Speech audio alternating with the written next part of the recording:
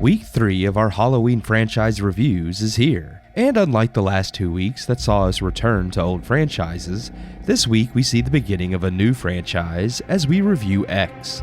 Released earlier in March of this year, X has already garnered a prequel, Pearl, which is currently in theaters.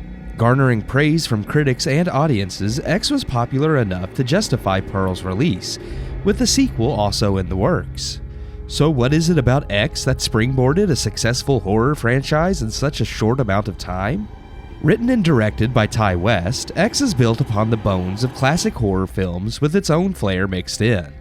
Much like Barbarian felt inspired by the works of Wes Craven, X and its director appear to have taken a page out of horror legend Tobe Hooper's book. With X being a more effective modern-day Texas Chainsaw Massacre than Netflix's remake that also dropped earlier this year. Fused with a touch of Boogie Nights, as X revolves around a crew of amateur pornography filmmakers and stars Mia Goth as Maxine Minks, an aspiring pornographic actress. The film begins with Mia and her boyfriend and producer, Wayne, portrayed by Martin Henderson, and the other crew members traveling to an old farm on which Wayne has rented a guest house to stay and film his latest porno, The Farmer's Daughter, unbeknownst to the farm's owners, Howard and Pearl. Throughout the film, Pearl spies upon the film crew where she grows aroused and jealous of their youth and vitality. Pearl's resentment begins to grow deadly as the crew disappear one by one. X is a shocking and effective horror film, but never rises much above the exploitation-style slasher it's paying homage to. Most of the horror is divided between shock factor and actual tension and terror, with director Ti West showcasing skill in both regard. And while the tension building up to the shocking moments is well done, there's just not quite enough depth to the characters for the shock factor to be effective as anything more than sheer disturbing imagery. To be fair, the marketing around X was never disingenuous about the type of film it is. The movie is an odd blend of Texas Chainsaw Massacre and Boogie Nights, but not just because of the backwoods setting and gore and the main character's affiliation with pornography.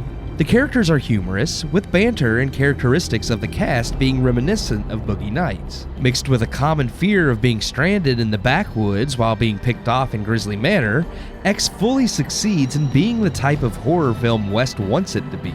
Where it loses me is in irredeemable characters we never grow to care about, and muddied ideas about sexuality. The film doesn't explicitly promote much of its content as good, but it also never takes the time to reflect on the evil of what's happening either. The point is the shock and the horror. Don't look for much depth of theme or morals here. Popular enough to warrant a prequel and a sequel, X is strangely fun to watch at times with solid horror moments, but left me wanting more. Rarely do I feel a need for horror stories to explore their killer when said killers are presented as mysterious anomalies. But Pearl's desires and reasoning for her actions are so specific, X felt like a large chunk of its story was missing. With the film, Pearl, having secretly been filmed back-to-back with X and now released to equal acclaim, X feels like a start to something larger, but doesn't offer up quite enough on its own. Now with Pearl out to explore its titular killer, I can say X left me intrigued enough to want to see how this killer came to be. X doesn't stand quite enough on its own, with its disturbing nature being its biggest selling point, but it is an interesting start to a franchise that could elevate X as a first film as long as Pearl and X's sequel can deliver. I give X 2.5 out of 4 stars.